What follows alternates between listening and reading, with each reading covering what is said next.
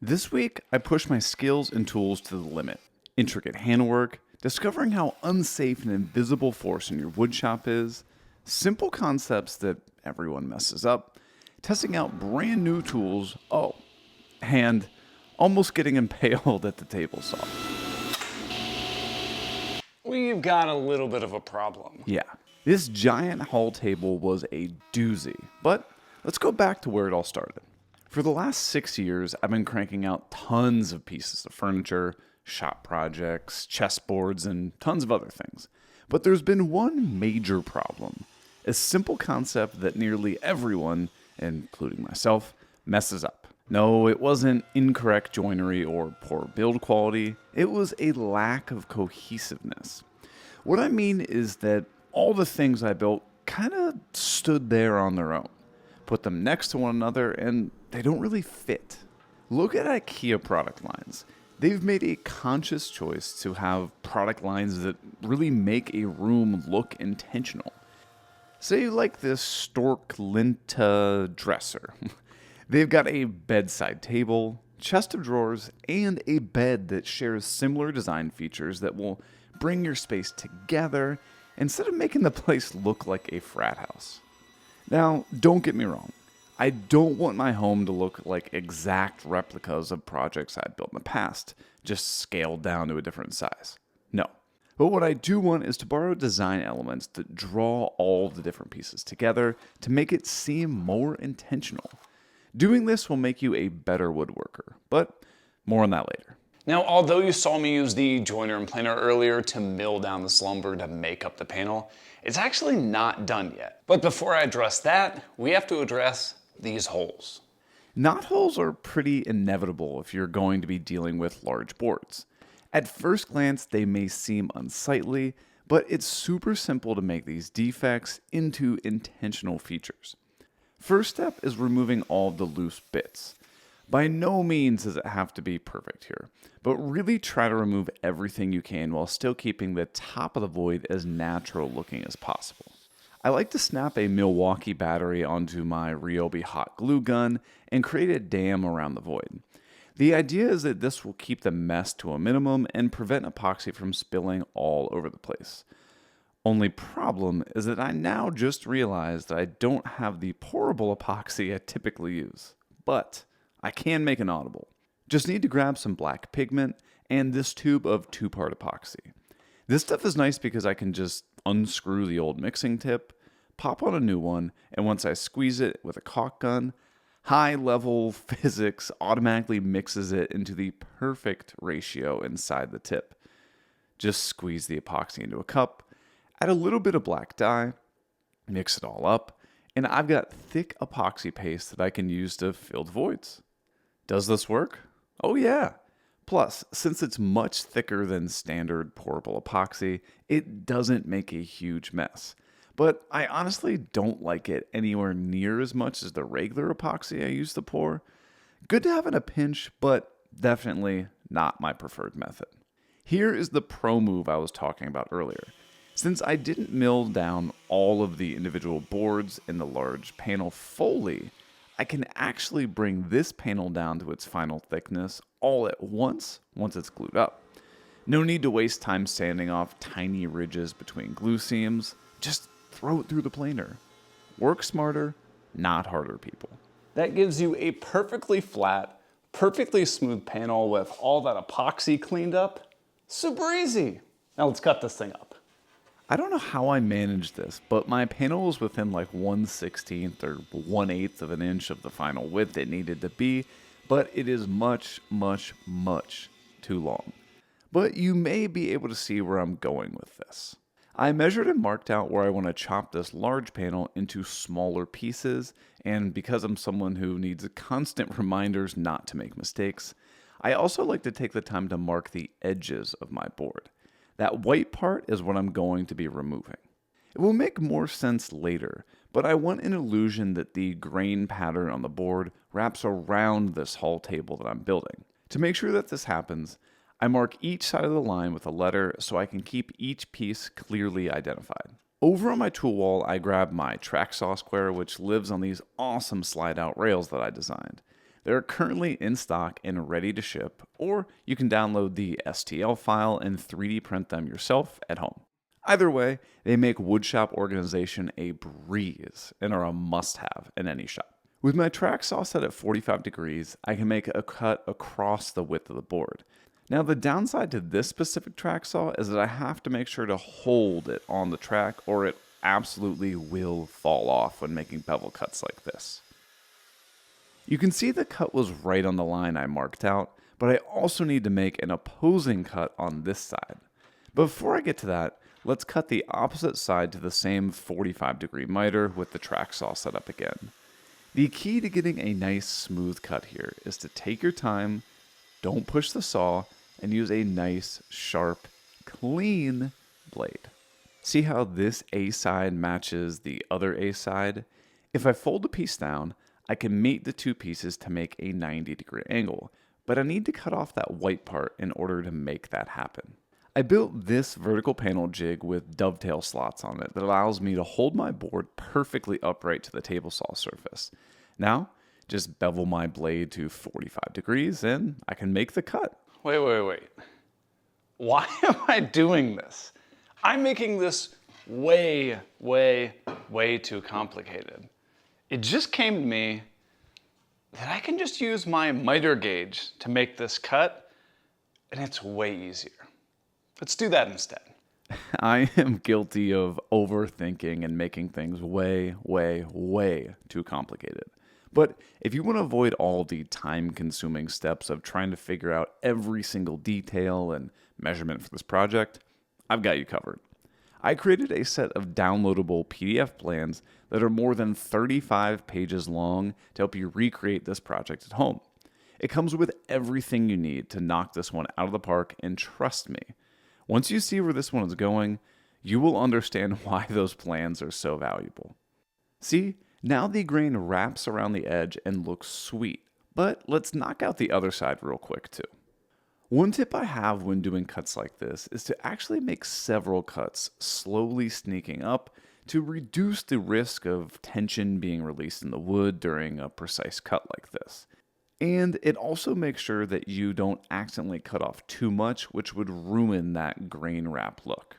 With the miters cut, the ends of the boards are still rough and way too long, so I can cut off the excess and then afterwards head back to the bench to join these pieces together. If you remember earlier, I did not use any dominoes, biscuits, dowels, or any sort of alignment aid to glue up the panel. But to glue up these miters, dominoes make keeping the pieces aligned so much easier. Plus, they do add some additional strength to a rather weak joint. One thing to be extra careful of when doing dominoes and thin pieces, especially when you're using miters, is to make sure that all of your settings are dialed in so you don't accidentally plunge through the wood. Ask me how I know. I'm using the smallest dominoes that are made, 3 millimeters thick by 20 millimeters long. They just slide into the mortises cut with the domino joiner, and then I can dry fit the pieces together to see how things look. All right, it's great that this all fits together, but we've got a lot more work to do before we glue this case together.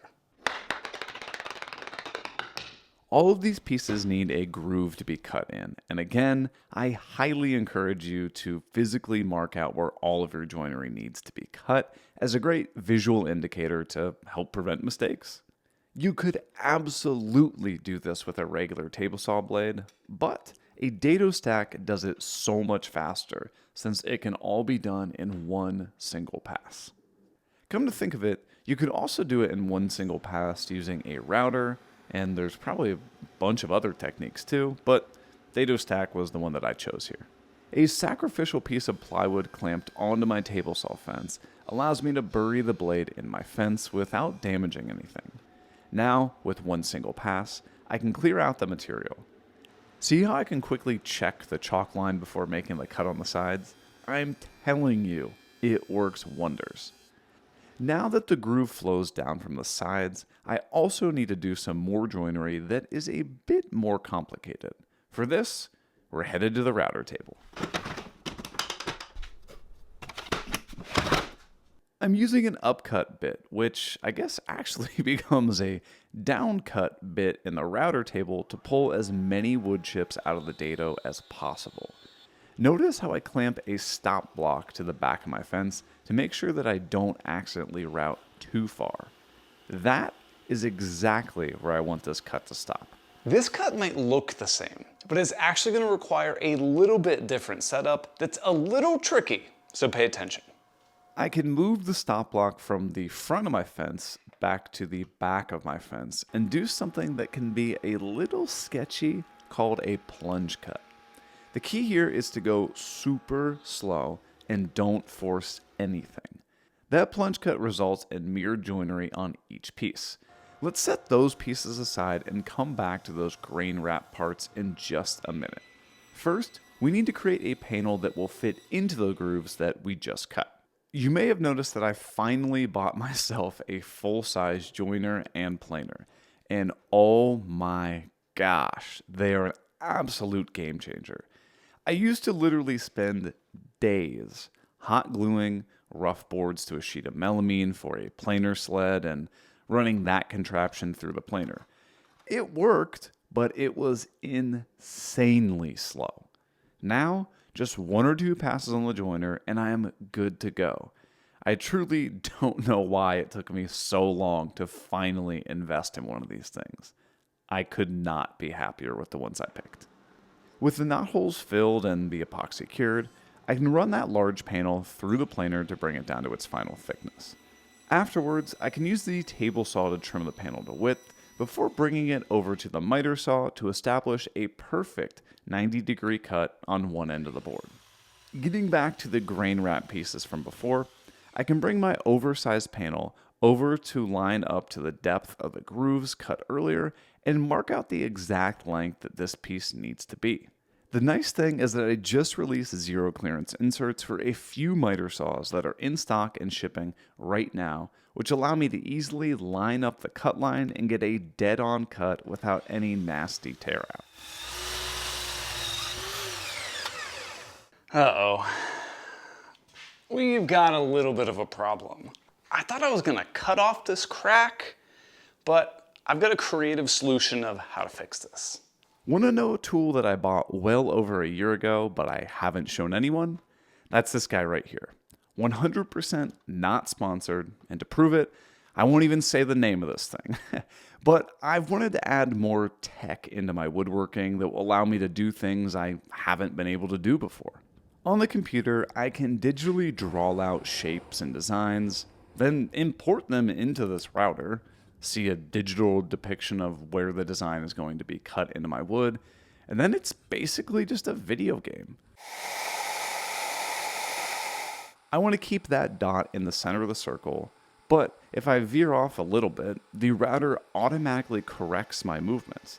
It does that by reading those domino shapes in front of it and gives you CNC level accuracy, all in a super portable, small, handheld package.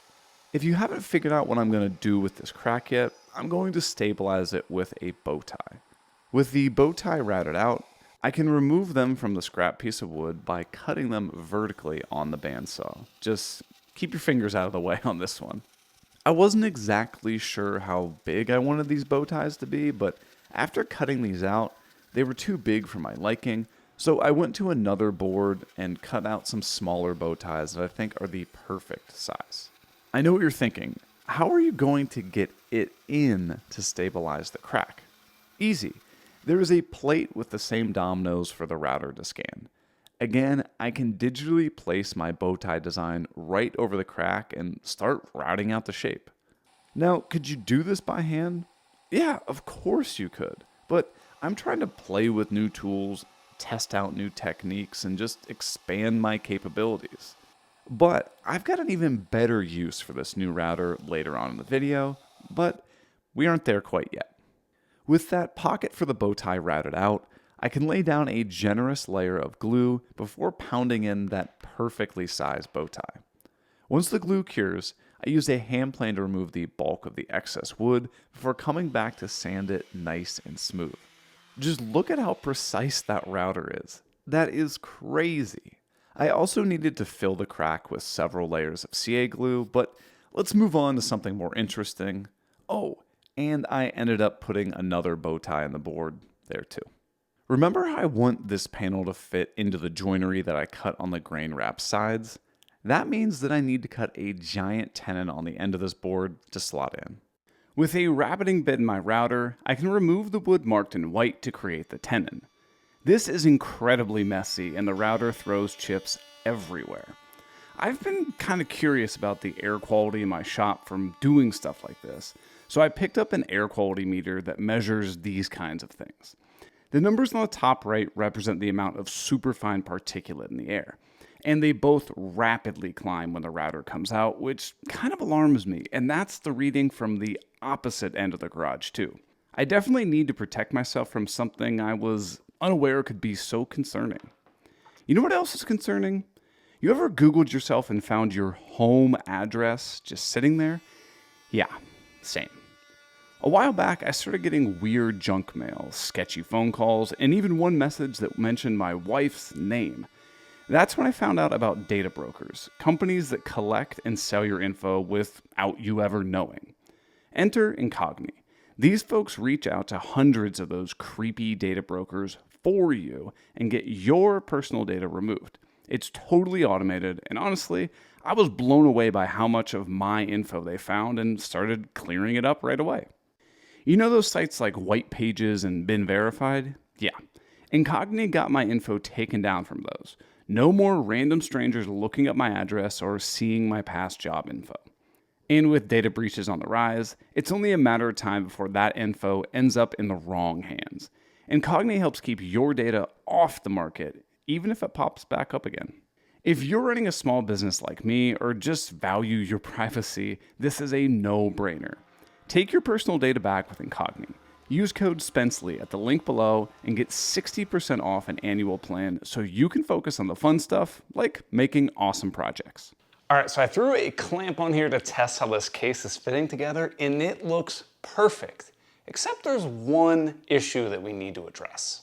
Because this is about 48 inches wide, this panel, although very rigid, is going to flex.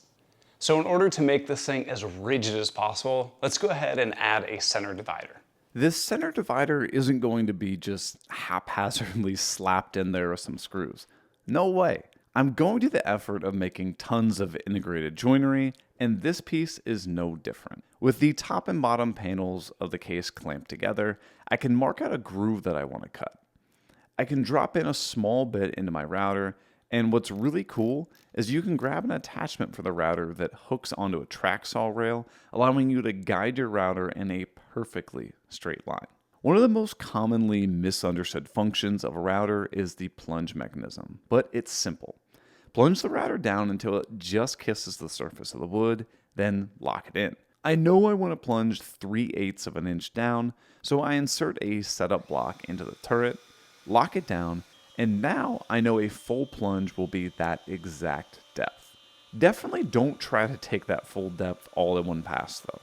Just slowly work your way across these two panels, making a nice smooth cut.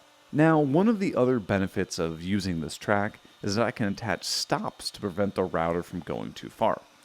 Once I make one pass, I can lower down to full depth and make my way backwards on the track. Again, that stop is in place to get the router to the exact stopping point that I want, and look at that, dead on. An upcut bit does leave a little tear out on the top, but I can quickly pass a hand plane over it to take care of that.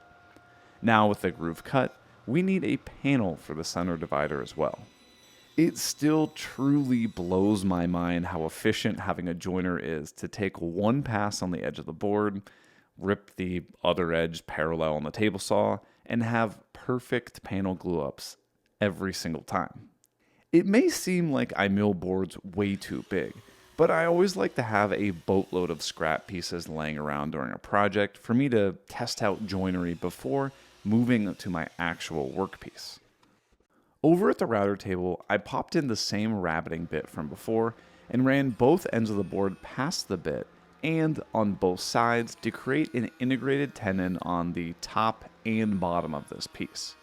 Now, this does give you a tiny onion skin left, but that can easily be sanded away. And on the ends of the tenons, I also got some tear out from the bit, which was expected and why I kept this piece too long at first. And I can now trim it to final length to take care of that issue. Always trying to think ahead to make my life just a little bit easier. This center divider can slide into the case just like before, but it won't slide all the way in. Hand tools are great, but I really think using a flush trim bit is so much faster, easier, and gives more consistent results. Alright, now that all the joinery is cut, we are ready to assemble this case. I made these large 45-degree clamping cauls a few years back, and they work perfectly for getting clamping pressure across weird angles like this. Getting back to what I was saying earlier about borrowing design elements across multiple pieces of furniture, if you've been watching this channel for a long time, you might remember this floating media console that I built a few years back. Continuous grain around the edges and door fronts, and that sort of bottomless design. Well, in our new house, the media console is in the entryway here, and we also needed a hall table right by the front door. The goal is to create a standalone piece of furniture that borrows some design aesthetics so it looks intentionally designed and placed there. That's why this upper case may seem familiar, but it's going to be completely different once you see the base. But more on that later. Once the upper case is all glued together, I can install some undermount drawer slides, which is a departure from the old design, which had those lift-up panels. Now, drawer slides are kind of useless without drawer boxes though, right? Let's fix that. One of the biggest things I've changed over the years is trying to be more methodical and thoughtful with what I'm doing in the shop. What I mean is that instead of milling up giant boards to only cut them down later, it makes way more sense to cut all of your parts and pieces to rough size first, getting them kind of close to their final length and width, and then starting the milling process. This is so much easier and will give you much better results too. I'm currently working on an incredibly detailed, in-depth video series that will likely be somewhere around, 2 to 5 hours long, diving into absolutely every single detail you could possibly need to know to create flawless drawer boxes for all of your furniture and cabinetry projects. It's not ready to release quite yet, but scan the QR code or click the link in the description to sign up to be notified when that does go live. What's the biggest question people have about building drawers? How big the pieces should be. But here's a really simple hack. Simply measure across the drawer slides to get 21 1/8 inches. That's the length of the front and back. And for the sides, it's even easier. Those are 9-inch slides, so the sides need to be 9 inches. But one online course that is available is my Mastering Shaker Style Doors and Drawer Fronts course. It's over 2.5 hours of in-depth video that teaches you everything you need to know. Check it out.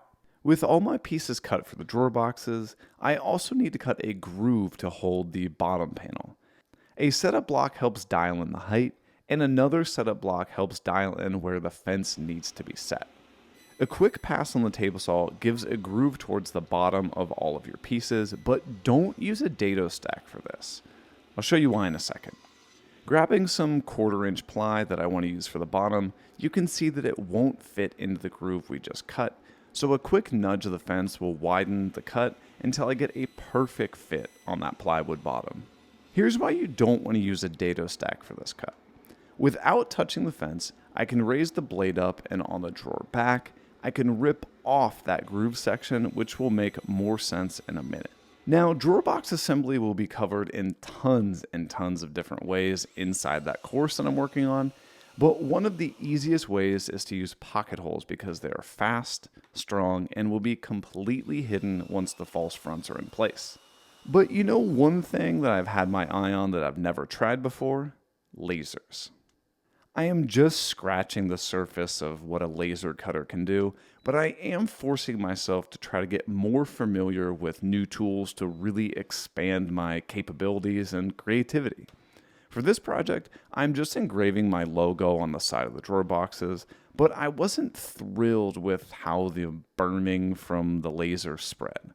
Luckily, with a quick sanding, I can remove that staining or burning or whatever it is from the edges and get a nice, clean look. Getting back to pocket holes. Most of the time when you fire pocket hole screws in, it works great. But often with hardwoods like maple, this can happen. It splits. But that's super easy to fix. Grab any wax that you have on hand, even a cheap candle will work, and before driving the screws in, get a bunch of wax on them. I did that for all 24 screws on these two boxes and didn't have a single crack. It works like a charm. With the drawer assembled, I also need to cut that drawer bottom to its final size. I love using pre-finished plywood because the UV cured finish is super durable, and the bottom of the drawer definitely is the part that will get the most use and abuse. See how the back of the drawer box was cut shorter? That allowed me to slide in the bottom panel after glue up.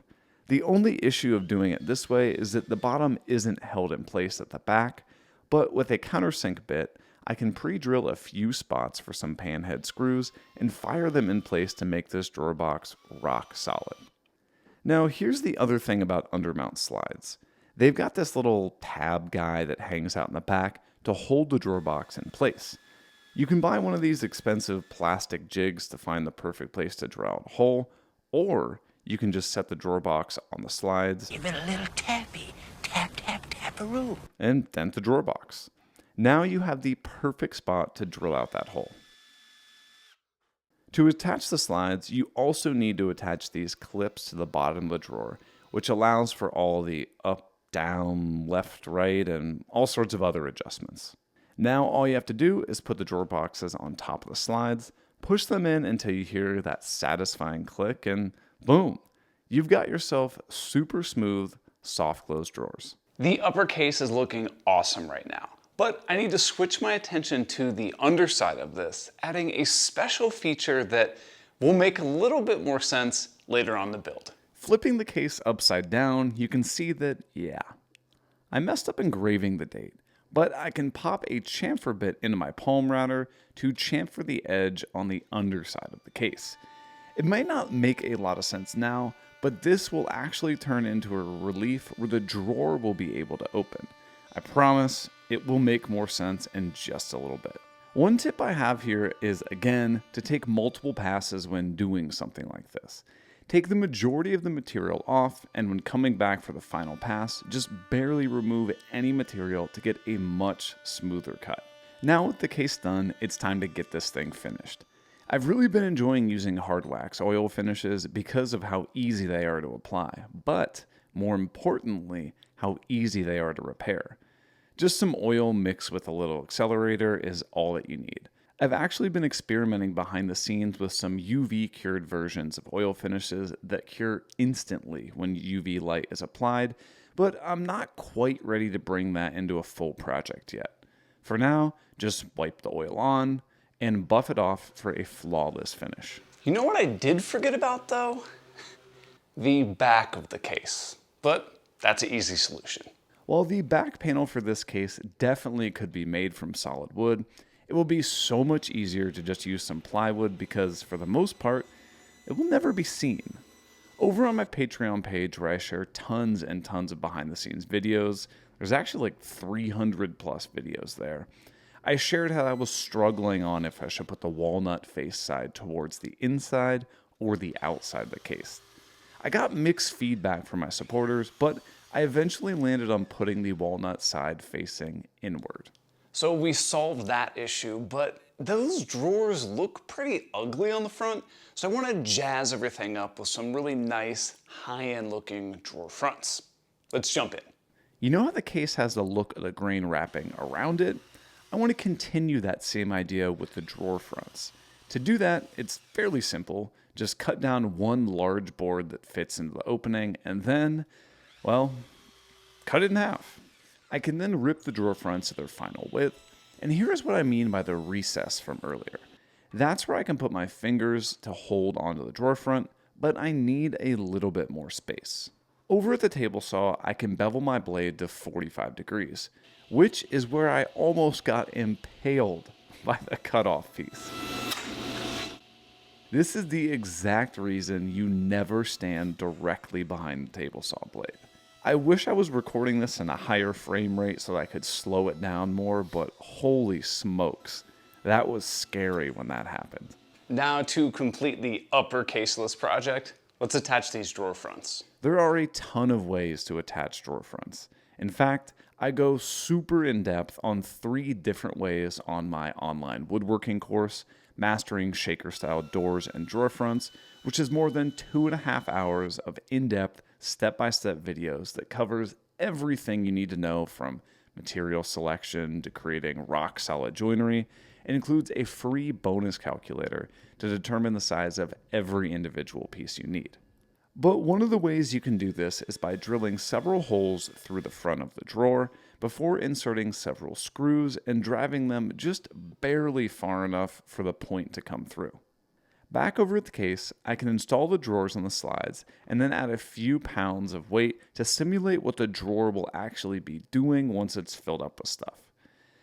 After using a setup block to determine exactly where I want the drawer front, I can bang on the wood, which will leave small indents from the screws. I can now drill out some small pilot holes for the screws to go into, and back at the case, I can match those holes up and drive the screws all the way in to perfectly fasten the fronts to the drawers. Awesome. So now with the case done, let's completely change gears and jump into something that I have never actually done before. How hard could it be? Templates are one of the most useful things in woodworking. You basically create one shape and then replicate it over and over again to make sure everything is an exact copy. I've made them tons of ways throughout the year, from hand drawing them to printing out paper, taping the pieces together, and then gluing all the pieces to a workpiece before having to cut them out by hand. Like I said, there are tons of different methods that work great, but they're very time consuming. What I'm going to try today is making massive templates using that new router that I showed you earlier. And the cool thing is that it works on an unlimited size scale. All you have to do is put down this domino tape, which creates a workspace for the router to scan, and then I can place all of my shapes onto that sheet of MDF. Without having to make a single measurement, I've got dead-on accurate physical versions of what I designed on the computer every single time. All you have to do is move the router until it's on the edge of a shape, turn the motor on, plunge into the material, and effectively trace it out. So now that we've got all of the templates made, we can very, very easily use these to break down lumber to make up the legs. Let me show you. Remember what I shared earlier about working smarter and not milling down massive boards? This is exactly what I mean. Instead of trying to mill down this massive board all at once, I can break it down into several smaller chunks. I can use the templates and some chalk to mark out rough depictions of where each individual piece will come from. This will give me significantly smaller and lighter pieces that will be much easier to work with. I just need to roughly cut them out with a jigsaw first. This blade is not long enough. Let's make it audible. I prefer to use a jigsaw for a rough breakdown since the dust collection is much better, but I just don't have a long enough blade yet, but I did order some. Even with a super powerful circular saw and a brand new blade, this lumber is tough to cut through. And sometimes you still need to break out the hand tools to get the job done.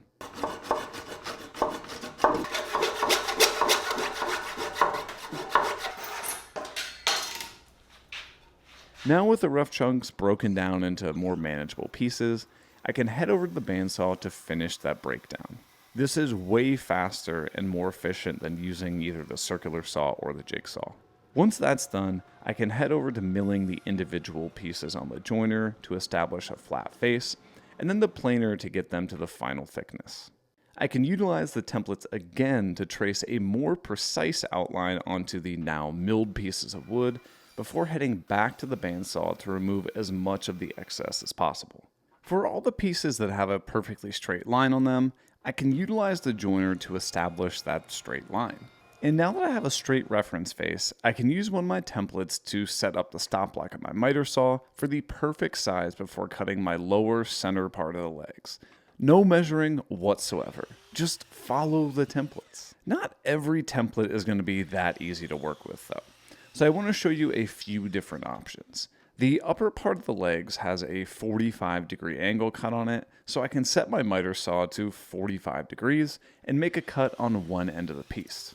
Afterwards, I can swap the miter to 45 degrees in the other direction and align the template to the zero clearance inserts available for shipping now, and I know that my upper leg piece will again turn out to be the exact same size. Now for the side leg, it gets a little bit more complicated. It starts off just by adjusting the miter saw to meet the template at 40 degrees. No different than the other method, just a nice, simple, clean cut. But here's where things change up. At the table saw, I run a scrap piece of plywood through the saw. Without touching the fence, I know that this line here is exactly where the blade will cut. So I can take my template and line up that joint face to the edge of that scrap piece of plywood. With the help of a few scrap pieces, a little bit of super glue, and some screws, I can create reference blocks to align my workpiece, and screwing in a few clamps allows me to hold pieces down to this really simple rudimentary jig. Back at the table saw, I can run the jig through the blade, and when I cut enough, turn the saw off and back the whole thing up.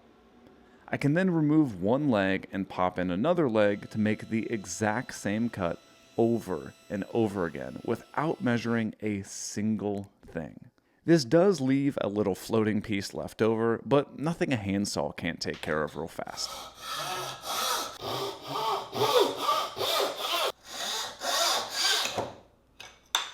You can now see a rough version of the bottom, top, side, and other side that will make up the leg assembly.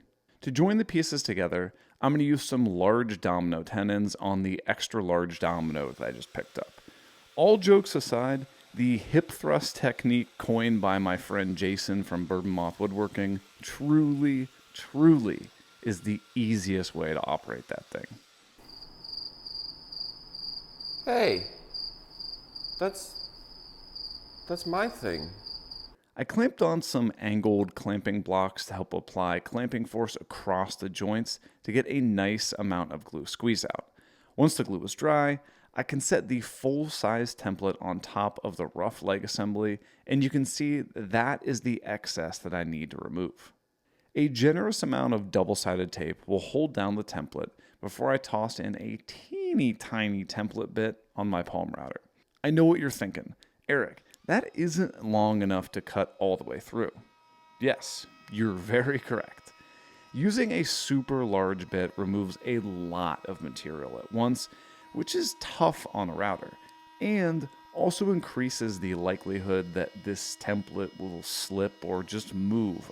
I prefer to barely remove any material while the template is on so that I know that that thing stays super still. This works perfect to transfer the shape to the legs, but it is a little bit messy. The cool thing is that you can get attachments for all kinds of routers where you can suck up the dust while you make the cut. Just look at the difference that this makes. Pretty cool, huh? Now that I have the shape of the template transferred to my legs, I can remove the template and continue on the process of finalizing that shape. Over on the router table, I tossed in this template bit that will let me remove even more of the excess material from the legs. You could absolutely do this with a handheld router, but I find working on the router table to be a lot more comfortable. Plus, dust collection tends to work better, and I don't have to worry about the router tipping on super skinny pieces like this. Now, since this workpiece is so big and I don't have to worry about it falling into the router cutout, I figured I could drastically improve the dust collection by removing the red throat plate around the bit when I inserted this last flush trim bit with a bearing on top. This will remove that last little bit and get my legs to be an exact copy of the templates with perfectly smooth curves. Well, that's except for the bottom of the legs. I don't like routing end grain if at all possible, but I've got a much easier and much safer method to finalize the legs. I can take that template and slide the table saw fence over until it just kisses the blade and lock in the fence. I know that this will be the exact height I need the legs to be cut, and I can run the legs through the table saw. Way faster, way easier, and way safer than trying to route end grain with a flush trim bit. And now that we've got both of these leg structures all cut out to their final shape, let's join them together. Right underneath the upper case, the legs are going to be joined together by a few short stretchers. While they are just a few rectangles that will go right about here, I've got a super helpful tip for you that you can use on tons of other projects. Instead of using any sort of complicated measurement system, simply fold the pieces down where you want them to go and clamp them in place. With the domino, make one horizontal plunge into the stretcher and then one vertical plunge into the legs. After inserting a domino into the void, your pieces will match up perfectly without ever having to measure a single thing. I don't know what this is officially called, but I always refer to it as the domino fold technique. Try it out. These stretchers are a bit boring, so I popped in a roundover bit over on the router table to ease the edges over and finalize their shape. Those stretchers are super helpful, but they're not going to be quite enough support. Plus, I want to have some additional storage space on this whole table, so I think I have an idea. While I milled down some lumber to create yet another panel, I wanted to give an update to all the folks who reached out about my battery wall from my miter saw station. After a lot of prototypes, I now have all of the wall-mounted battery holders ready for shipping to you right now. You can attach them vertically to a wall, or even horizontally if you want, and the batteries lock in place for safe storage. I've got a bunch of brands available, with even more being designed that I will launch soon. Why did I make this so big? That's all right, I'll just save this for a cutting board or something. Luckily, this was a mistake that was easy to recover from. But after ripping the lower shelf to its final width, I can cut it to its final length. And I make yet another mistake. I thought I was going to cut off this cracked end of the board, but I had to end up stabilizing that one with some more bow ties like before. These corners are way too sharp, so I want to kind of ease them over. I've got this cheap corner jig that comes with several different size templates, and it looks like about a 1-inch radius is what I want to go for here. Over on the shelf, I can line up the guide to the edges of the shelf and mark out what I need to remove. Using a jigsaw, I can remove most of the excess material before popping in a flush trim bit on my router. I absolutely love these rainbow spiral bits for how clean of cut they give, and instead of super fine dust, you get large shavings. There's a discount code for these and tons of other products linked down in the description for you. I know I want the shelf to go here, so just like I did before, I use the domino fold technique where I make one plunge that's horizontal and one plunge vertical to get a series of mortises that line up without measuring anything. So with everything clamped up without any glue at this point, it looks sweet, but the design also looks kind of flat and boring at the same time. But there's a super easy fix for that. This is the part of the project that really makes things pop. I want to put a large roundover on the edges, but I'm not exactly sure how much. I first pop in a small bit to break all the edges, and not only does it instantly feel better on my hands, it also visually ties all the curves together. Although it looks better, I still need more, so I popped in a larger roundover bit to finish off the profile that I wanted. Doing this in multiple passes not only gives me time to decide exactly how much of a roundover I want on the project, but also removes less material at once, which will always result in a cleaner and smoother edge profile. The last thing to do with this base is apply more of that hand-rubbed oil to really bring the walnut to life. You really want to work the oil in deep, deep, deep into the wood and give it a nice Oh no, I realize what this looks like. All right, now that we have the base done and that we have the case done, we are in the home stretch, but this might be one of the most important parts of the project. Since this case is solid wood, it 100% will expand and contract throughout the seasons. So if I were to just screw the base to the upper case, there's a really high likelihood that it would crack. But I have a super simple solution that will make sure none of that happens. Up at the top of my miter saw station, I've got the solution, and the best part is that they are super cheap and super easy to use. I'm talking about figure 8 fasteners. All you have to do is grab a Forstner bit that is slightly larger than the figure 8 fastener and drill out a recess for the fastener to sit in. A little bit of chisel work cleans up the edges of the recess, which will allow the fastener to pivot side to side. With a small drill bit, I can pre-drill a hole for the screw and then lock the fastener in place, leaving it just barely tight enough to have a little bit of play. Now, all that's left to do is flip the case over and align the legs exactly where I want them. I grabbed a self-centering bit to pre-drill the hole, and then I can attach the base with a few screws. Now with this new hull table that matches the design of the longer media console, I need to get to work designing an end table that will match both of these for this new chair. Thanks for watching, and see you on the next one.